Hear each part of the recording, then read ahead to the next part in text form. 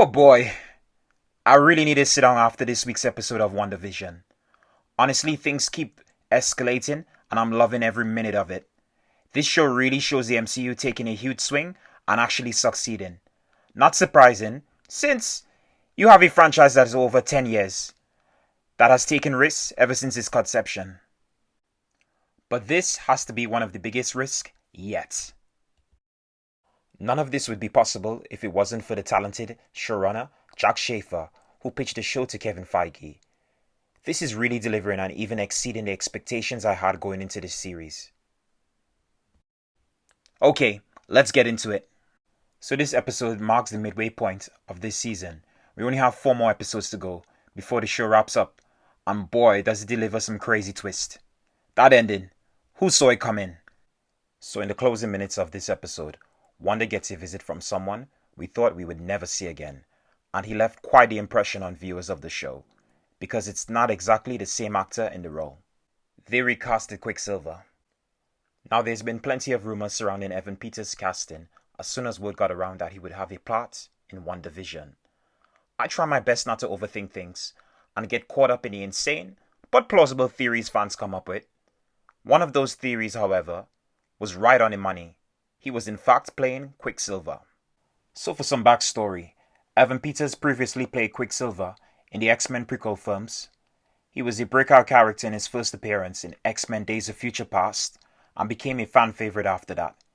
His Quicksilver, while vastly different from the comics, had at least one thing over the MCU's Quicksilver. He was Magneto's son, which is an important part of the character's backstory. I remember at the time, everyone was debating which of the two Quicksilvers / Pietro would be better. We had Evan Peters in X-Men Days of Future Past, which was being released by Fox, and then you had the MCU's Pietro, played by Aaron Taylor Johnson. Coincidentally, both had previously worked together in Kick-Ass, and now they were playing the same character. Well, the winner was without a doubt Evan Peters. His Pietro had more personality. Full stop. You really love seeing him on screen and watching his antics. That's why he returned for 2 more films after that, and had some of the best action sequences. Who could forget that time in a bottle sequence? While Aaron Taylor Johnson wasn't a bad Pietro, he really wasn't given much to do with the role. Which isn't his fault. I blame Joss Whedon, who directed him in Age of Ultron. To make things worse, but also to add to Wanda's character, he was killed off in his first and last film to date. In a way, he's always been a character who has wasted potential, especially if you look at a character's rich history in the comics. Now I'm sure people will see Peters pop up here, playing Quicksilver, albeit a different version of the character, more in line with the MCU's Quicksilver, with a few changes, and instantly try to make a connection with the X-Men and mutants being introduced into the MCU. But I don't think that's what this show is trying to achieve by using this actor. It has more to do with Wanda and the bigger overarching story at play, which involves someone else other than Wanda in control of Westview, and this whole sitcom reality. Let's not over-speculate. We will know for sure in this week's episode. As for Pietro's appearance, it's brilliant that Darcy says they've recasted him. It wouldn't be the first time they've recasted people in the MCU.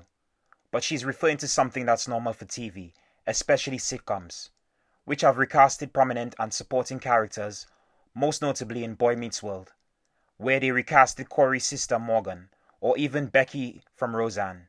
It's been done on countless sitcoms, so it's a very clever yet simple way that not only plays with a common TV trope, but also gives us the shock factor. Even Wanda was caught by surprise. But it also begs the question, did they do it to play with that old TV trope, or is it because Aaron Taylor Johnson didn't want to return to the role? Either way, it's great that they were able to get another actor who played the same character, just from a whole other universe. Anyways guys, that's all for now. Look out for the full review of episode 5 and more on this channel. Thank you for watching, and I hope you enjoy the show. Please feel free to subscribe, like, and comment below. And hey, maybe this wasn't your cup of tea. And that's okay. Just remember to take care and stay safe.